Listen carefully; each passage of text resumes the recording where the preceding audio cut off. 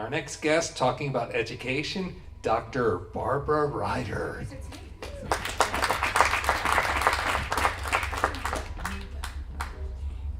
When Ray asked me to talk tonight about education and to speak with you, my first reaction was, I am so angry about what's happening in education, I don't know whether I can do it and be civil. And that has nothing to do with you. As far as I'm concerned at this point, I'd like to see public school education leveled and just start all over again, because it is just a broken system. So this isn't what I was going to start with, but it just so happened I got this today. I had asked a teacher in the system to proof a book that I just finished, and this was her response. She got it. She got the book. Haven't opened it yet, but will do so this evening. We've been doing, get this, 170 minutes of standardized testing, 2 per day, all week, and it's exhausting. This afternoon is the end, thank God. So here is the way I'm going to present the issue to you. I think we tend to look at educational issues as separate entities. Oops, sorry. But the reality is that they're all intertwined. It's a system. And so let me just say a few things, and then I would like to hear your point of view. One, kids who are hungry don't learn. They can't pay attention. Okay. Kids who are scared to death to go to school because they don't know who's going to come in with a gun and shoot up their classrooms are in a state of high anxiety. Their brains are downshifted. They cannot learn. Okay? Period. All right. Standardized testing came about because somebody thought that that was the best way, I guess, to really look at accountability. It's bullshit. Excuse me, but it is. Okay? If a test is used for diagnostic purposes, if it's something that is going to help a teacher understand a child's needs, fine. There are a multitude of ways of determining whether a child is learning. Having them take 6 hours of a standardized test every day for 5 days is certainly not going to do the trick. Jonathan Kozol, who has been beaten down by the system, said once that you don't fatten your sheep or cows, whatever it was, by weighing them. You don't teach kids by testing them. That is so a week now that these kids aren't learning anything except how to sit, be bored to death, try to answer questions, and then on top of that, their teacher and their school is being evaluated on their results, which is beyond insane. So here's the other point. I've trained so many teachers in this city who are absolutely phenomenal. They come up to me and they say, Dr. Reider, I'm trying, I'm holding on, I can't do the job. I can't teach. First of all, some of them are working 3 jobs. So when I go to a restaurant and one of my former students, now a teacher, says, oh, Dr. Reider, I'll get you a good seat, that doesn't make me happy. They should be home getting themselves together for the next day. They shouldn't be washing dishes at a restaurant or waiting at a table. That just doesn't work, okay? All right, I'm going on here. Okay. The other thing is that for some unknown reason, we keep making bigger schools with bigger classrooms of kids, and kids, like we all, want to be seen. Somebody wants to know, you know my name. Well, if I have so many kids that I'm trying to take care of in a classroom, or there's so many kids in the school, nobody knows who I am, and hey, you know, I may start doing really bad things for somebody to at least know who I am, right? I mean, you know, okay. I won't go into my year at Trenton State Prison, where a lot of the prisoners that I worked with who had at least killed one person, if not more, said at least somebody saw me, which I think is pretty sad. All right, one other thing, 2 other things. Okay, one is community, getting community involved. Every community is different, so if communities are going to have voices, the voices have to be heard individually. Also, the idea of teaching kids what is relevant, critical thinking, and making certain that there is individualized kind of learning going on, that's crucial. So, here's my question to you after all that. Here is my sense that the problem is we never address the whole. We address the pieces, we put Band-Aids on things, but we never really get to the causes of the problem. So my question to you is, I know you're all for early education, I understand, and I think it's really important. I want to know how you take all of the pieces and weave them together so you look at the educational issue in this state as a totality, as a whole. That's it. All right. Can you start over again? I forgot that first one. I probably could, but you don't want me to. Yes, that's a lot of stuff. And I agree with you 100% that our educational system, our whole state, we actually strategize as a Band-Aid, right? And we know for a fact, at least I've looked at it, from 1975, when my father was governor, till today, we actually underfund our education program by 6% less money than we did back then, percentage-wise. We know it's more money, today's value at 44 years later.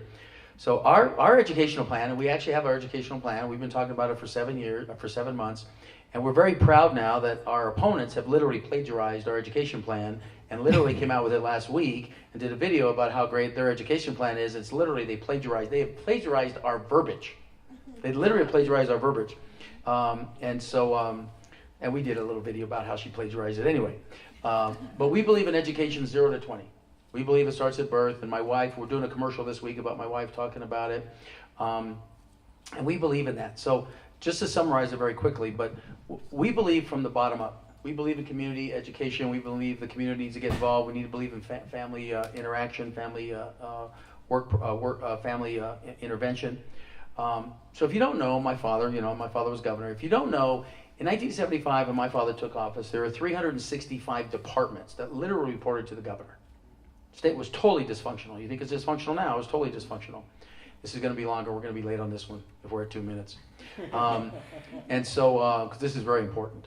And so my father restructured our state into cabinet positions. Guess what was never a cabinet position? Secretary of Education. Was never a cabinet position. And Governor Richardson changed it to a cabinet position for whatever reason, I don't know. But so this summer, I'm having lunch with my dad at his favorite place, Bullring. And I go, Dad, why wasn't it, my dad, educator, why wasn't education ever part of a cabinet position? And he says, I have 5 kids.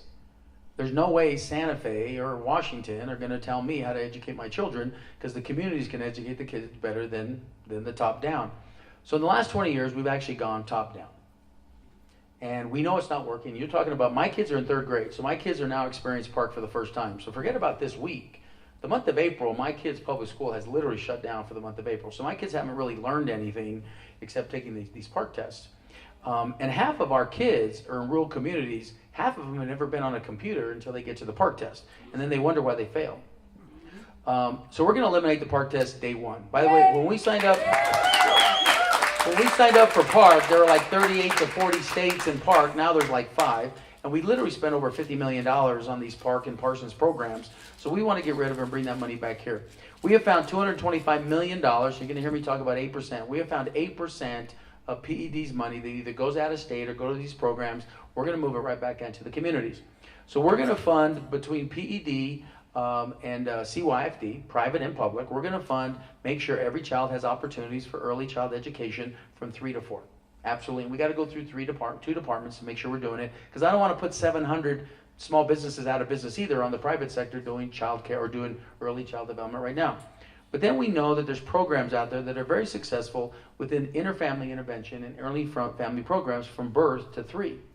Now, I don't want our state to start these new programs, but I'll give you an example. PB&J. PB&J is a great program that already reaches out to the community. They're in their homes. They're giving tools to the parents to be better parents. They're giving tools to the young kids to be better young kids, and they go through that system. Now, what's wrong with that program? Underfunded? They touch 700 kids when they should be touching 70,000 kids. So we need to fund those programs. So the $225 million we have found, we need to move it back, and we think about $165 million will fund all these programs at that level. At the same time, you are correct. We have to get our kids pathways. Today, our kids have 2 pathways in high school. University or $8 an hour, 3 pathways. The university are $8 an hour jobs. So our kids, we've literally cut programs from our kids. My kids, the other day I was having a conversation with Asher. I was like, Asher, in a little kitchen nook, when are you going to bring me some more artwork? He says, oh, Daddy, next year. I go, no, Wednesday. You can have artwork on Wednesday. No, I got it next year. Oh, my wife, over there in the kitchen goes, clearly you don't listen to me. My third graders literally have art every other year. My third graders have science every other year. It's the third grader. Now, I'm going to tell you right now, I'm a horrible artist. I hated art, but I had art every week when I was a kid. So my point is we have to create pathways for our children. And today, we have cut $53 million of the trade programs from our school. Now, one of my best friends, Randy Bertram, state cop, 27 years. Now, what does Randy do today? He's retired, 7 years. What does he do today? He builds engines for sprint cars. That's what he does. Guess where he learned that? Class of 80, Santa Fe High. Guess what you can't learn at Santa Fe High today? A trade skill. And then we have over 40,000 jobs in the last 2 years that we've subcontracted out of state into the trade skills. And down in Las Cruces this summer, I was literally in a room with 20 contractors, and one of the general contractors said, no one wants to work down here. I can't find a framer. I said, hold on, man. Those are two totally different conversations. No one wants to work? I can't find a framer. We stopped training our kids for framers. We stopped training our kids in the skilled work. And now I challenge you to start a contract job today that literally would take you 8 months to start, because any trade skill worker that's working today in Albuquerque, most of them are working at Facebook. And Facebook now has 1,000 trade skill jobs there. 40% of them are from out of state, not because Facebook didn't want to hire New Mexicans, they couldn't find the trade skills. So we have to start investing into those and create pathways for our kids. And that's what we're talking about in high school. We're going to create pathways. You want to get into welding? Here's your high school degree, pathway, and your internships, and you literally can make $11 to $12 an hour in high school while you're learning the skill and graduating high school, and then you have a 2-year apprentice program, and then you move that way. Now, I spent 32 years in the media business. 32 years. CBS, New York, LA, Network, AOL, Univision, LA, here, all those. 32 years in the business. Great career.